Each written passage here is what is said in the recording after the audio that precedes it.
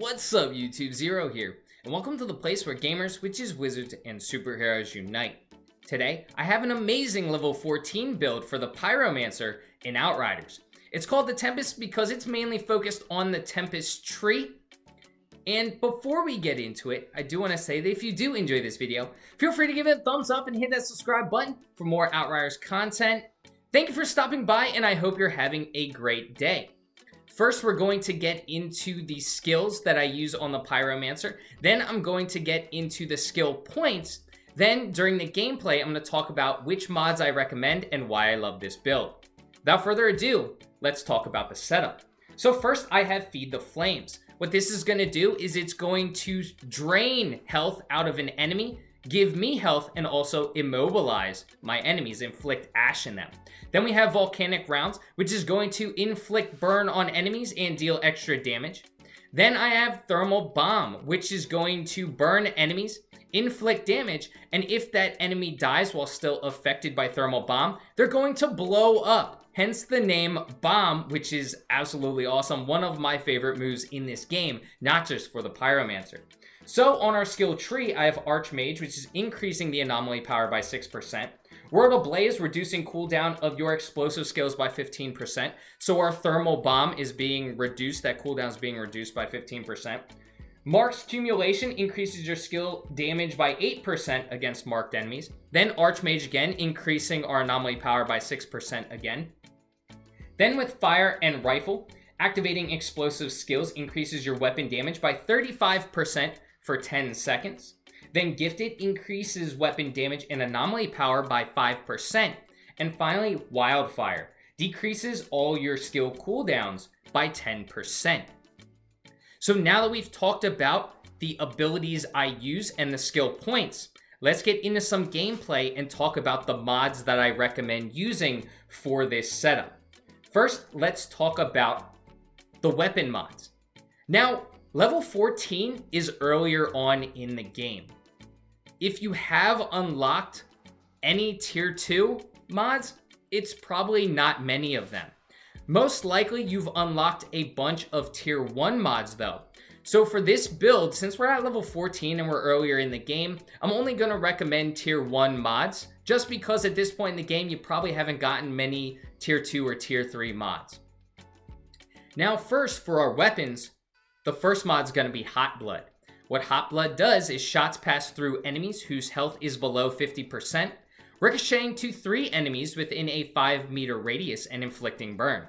We're a Pyromancer, we love inflicting burn, so Hot Blood is absolutely fantastic for that. And on the Tempest, we love tearing through our enemies. We're increasing our anomaly power, and inflicting burn is just more so of a way that we can continually tear through our enemies. Then we have Proliferation as the second weapon mod that I recommend. Proliferation, shots on enemies affected by a status condition inflict that status to the nearest enemy. We have a bunch of different abilities that inflict status conditions. Feed the Flames inflicts ash, which immobilizes enemies, so we can get that on other enemies and immobilize more enemies. Our Volcanic Rounds and our Thermal Bomb inflict burn.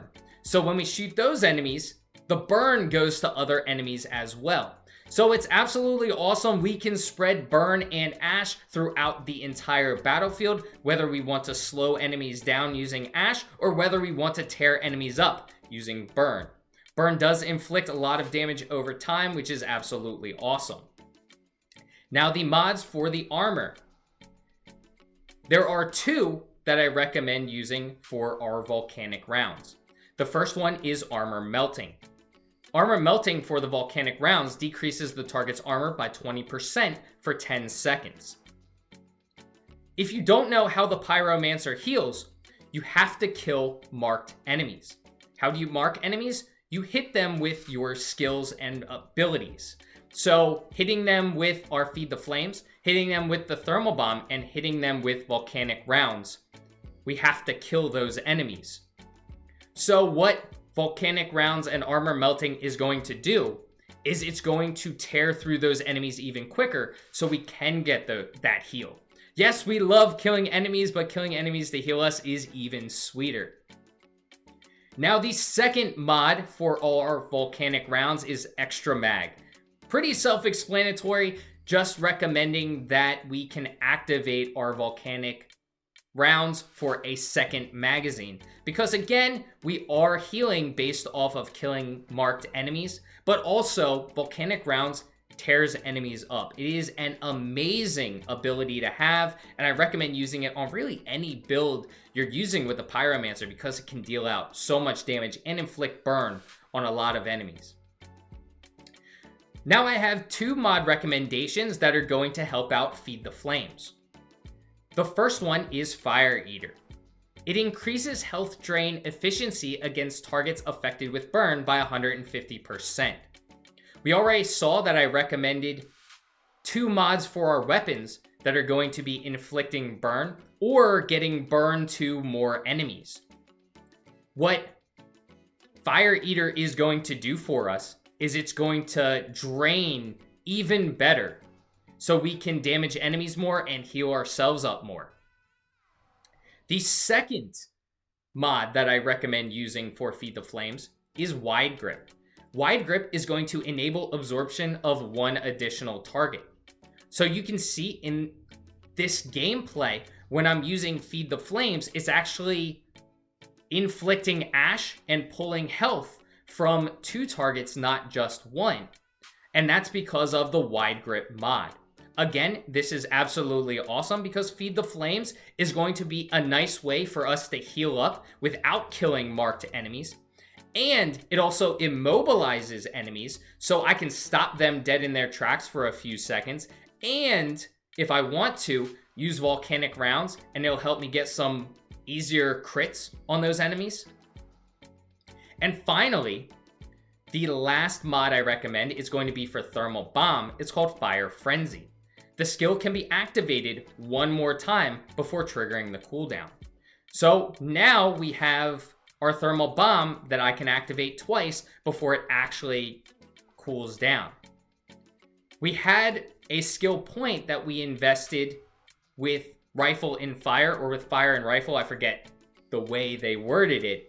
But what that did was every time we activated an explosion skill, and in our setup, the only explosion skill we're using is Thermal Bomb, it's going to increase our weapon damage by 35% for 10 seconds.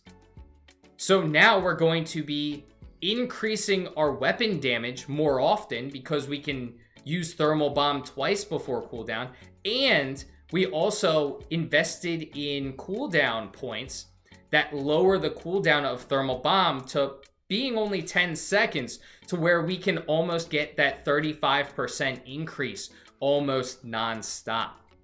So that's an absolutely awesome combination. A couple of other awesome combinations that we have on this build is one that I just mentioned. The Feed the Flames inflicts ash on enemies, which immobilizes our enemies.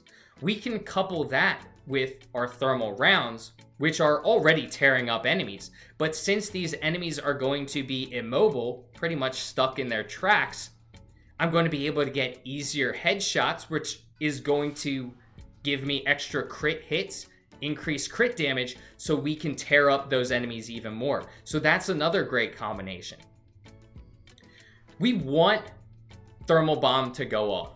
We want enemies to blow up from Thermal Bomb. So Thermal Bomb, coupled with the other two abilities that we have, Feed the Flames and Volcanic Rounds, is going to help us tear through that enemy that was inflicted by Thermal Bomb even quicker to make sure we can get that enemy to blow up. Volcanic Rounds deals a lot of damage. Feed the Flames also deals a decent amount of damage.